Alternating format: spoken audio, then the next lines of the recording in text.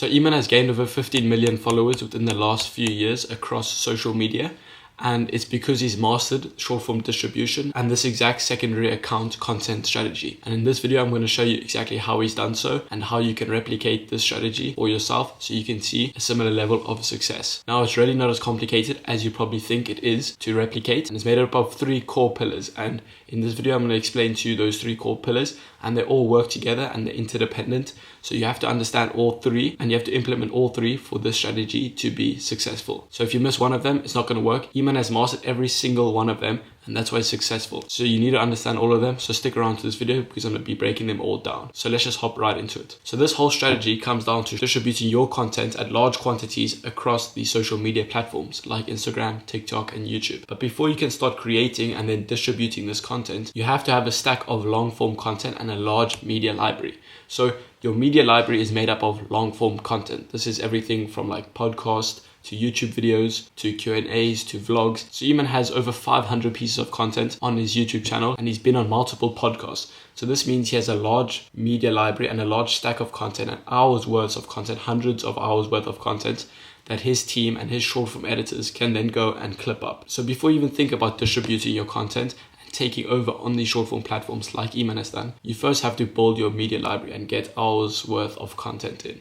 And you can do this through a couple of ways. First way is you just filming YouTube videos like I'm doing right now. But YouTube videos aren't great because they're more scripted and they're tailored for the actual YouTube platform and for long form videos. And they're not that long. They're usually 10 to 20 minutes. So the clips that you can get from a YouTube video are very limited. So YouTube videos aren't great for the short form strategy and the distribution strategy, but they are a really, really good way of building a connection with your audience and building trust and a really strong relationship. Because if someone watch hours of your content and hours of you giving out value and speaking about your message and speaking about your story, like everyone knows Iman's story of how he dropped out of school and how he grew up poor and he started his social media marketing agency, and everyone knows that whole story. It's because of the amount of content that he's put out and how he's repeated his story on podcasts and YouTube videos. So long form content is not just good for this distribution strategy and for short form and for clipping up this long form videos, but there's another side to long form content, which is nurturing your audience, building a connection with your audience and building trust with your audience. Because if you watch hours and hours of someone's content, even hundreds of hours of someone's content, you're going to build a connection with them and you're going to kind of get to know them. Even though you've never met them, YouTube videos allow you to get to know someone to a certain extent through their videos. And then another way of doing this, and the best way for short form distribution, is podcasts and Q&As. So the reason why podcasts are good is because they're very natural. You can just hop onto a podcast, you just talk, you spread your message, you talk about your story, you give out value. And podcasts are usually an hour to 2 hours. So there's a lot of clips you can extract from these podcasts. And then Q&As are also great because I've done this with my clients, you can compile a list of 10 to like 100 questions. And then you just go into a studio with someone, maybe one of your friends, and they ask you these questions and you just answer them. And then each question is a clip that you can then go and clip up and then post onto TikTok, Instagram, and YouTube. So a little tip here, and this is a little hack. If your target audience is young guys, get a really attractive woman to ask you these questions, because then that's just an extra hook that hooks people in when they watch this clip and when they're scrolling on Instagram and TikTok. So that is step 1. Step 1 is just to build your media library, get a stack of content, at least 20 plus hours of content. You might already have this media library if you've been on YouTube for long and you've been making YouTube videos for a long time. This is basically going to be the source of your personal brand and where these editors come and clip these videos up. And I'm going to talk about that right now. So step 2 is to hire your A-player short form editors. Now the reason I say hire A-players is because you don't want to hire mediocre people. You want to invest a bit more to hire the best people because they're going to get you the biggest returns. Now I've hired a lot of editors and I've made this mistake of trying to be cheap and just hire some random guy who doesn't really have experience or doesn't have results. And it never works out and they never actually get results and you can never really even see a return.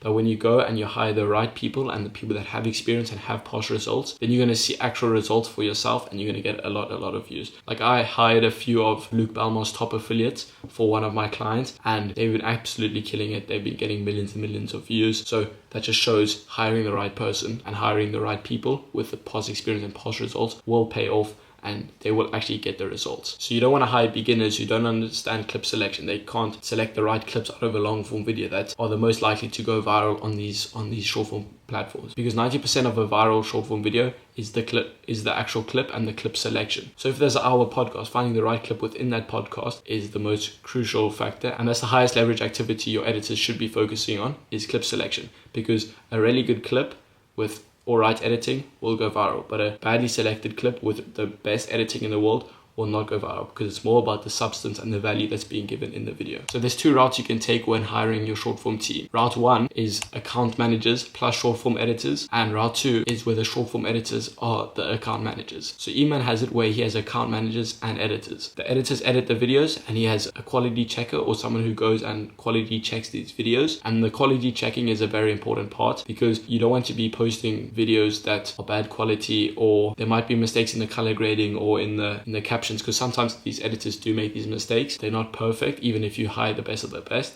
and they might make mistakes. So having someone who checks every single video and reviews every single video is very important, so that you can put out the highest quality videos. And then once the videos have been checked and they're ready to post, then there will be account managers who run these Instagram, TikTok and YouTube accounts that then go and post these videos. And then on the other hand, the second route is where the editors are the account managers. So the editors handle the whole process from editing to posting. That's the route that I prefer, because then you don't have to make these additional hires, and it's just a way more simple process, especially if you want to scale. So one editor has their batch of accounts, an account on Instagram, TikTok and YouTube. So if you want to scale, you just keep hiring more editors. Each editor runs their own batch of accounts. And an account batch, if you don't know, an account batch is made up of an Instagram account, a TikTok account and a YouTube account. And all these accounts share the same email, bio, profile picture, and they all share the same content. So the editor will edit one piece of content and distribute it to an account on Instagram, an account on TikTok, and an account on YouTube. And that's the accounts that he runs. So if you want to scale, then you just hire another editor and he makes his account, and another editor and he makes his account. And the reason this is so effective, and this is where the distribution comes in, is because one piece of content that an editor edits can then be distributed across Instagram, TikTok, and YouTube. So one piece of content gets posted to 3 different platforms, which gives it 3 chances of going viral. I've seen it before where you post the exact same clip onto TikTok and it absolutely flops on TikTok. It gets like 200 views, and you post it on YouTube and it gets 1 million views, or vice versa. You post it on TikTok, it gets 1 million views. You post it on YouTube, it gets like 3K views. So posting across all these platforms just maximizes the potential of each clip and just maximizes the chance of going viral. So that is step 2, which is hiring your APs and these short form editors. Once you have the media library, you can hire these editors to go and clip up these long form videos like your podcasts, your Q&As, your YouTube videos, and then go and distribute all those clips across social media. And that's really where you see this exponential growth like Iman has seen in the last 2 to 3 years, is because he's gained millions of followers across Instagram and TikTok and YouTube, and then he directs all those people and all that traffic to his YouTube channel, which has led to him having over 5 million subscribers now. And then step 3 is creating your branding guidelines. Now, if you go watch Iman's videos, if you go watch one of his videos on YouTube, his branding is really, really good. He has a specific style that he follows. He has a specific way he speaks. He has a specific way he presents himself. When you see an Iman video, you know that it's an Iman video. And his branding is cohesive and consistent throughout all his pieces of content. Like if you watch one of his videos on TikTok, it will have the similar vibe and the similar feel to his YouTube videos. When you see his content, you think of a high level individual, a wealthy guy, because that's the associations that he's built with his brand. And he's purposely and very specifically curated his brand to make you have these associations of a high level individual, a really wealthy guy, a guy that lives a really good lifestyle. And the reason is because of his branding and because of the perception that he's curated